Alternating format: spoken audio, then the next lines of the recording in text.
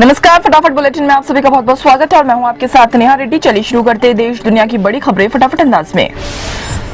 भारत में कोविड-19 के 36,594 नए मामले सामने आए। देश में संक्रमण के मामले बढ़कर 95,71,559 हो गए।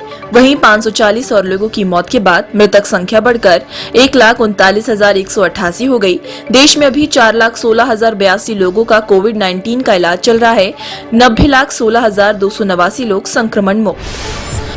कोरोना वायरस पर आज सर्वदलीय बैठक। प्रधानमंत्री नरेंद्र मोदी कर रहे हैं बैठक की अध्यक्षता।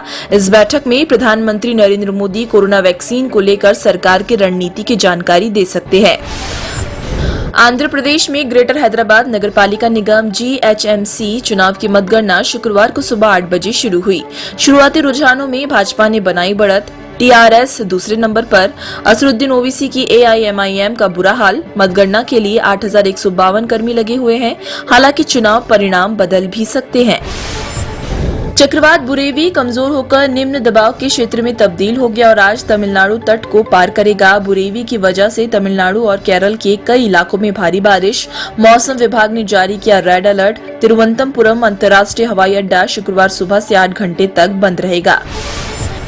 नए कृषि कानूनों के विरोध में प्रदर्शन कर रहे किसान लगातार 9वें दिन भी दिल्ली बॉर्डर पर डटे हुए हैं। कृषि मंत्री के साथ गुरुवार को 7 घंटे चली बैठक रही बेनतीजा। अगले दौर की बातचीत शनिवार को दोपहर 2 बजे होगी। आगे की प्लानिंग के लिए आज किसानों की बैठक। किसानों का दिल्ली की सीमा पर शांतिपूर्ण प्रदर्शन जारी। इन आंदोलनकारी किसानों का साथ देने के लिए देश भर से किसानों के पहुंचने का सिलसिला जारी। नए कृषि कानून पर बैकफुट पर मोदी सरकार। अब सरकार नए कानून में उन प्रावधानों के रोल बैक की तैयारी में दिखाई दे रही है जिस पर किसानों को आपत्ति है। SBI के मोबाइल बैंकिंग ऐप योनो में गुरुवार को तकनीकी खामी रही। इसकी वजह से ऐप पर लेन देन प्रभावित हुआ। बैंक ने कहा कि सेवा को सुचारू बनाने और ऐप को ठीक करने के लिए कदम उठाए गए हैं।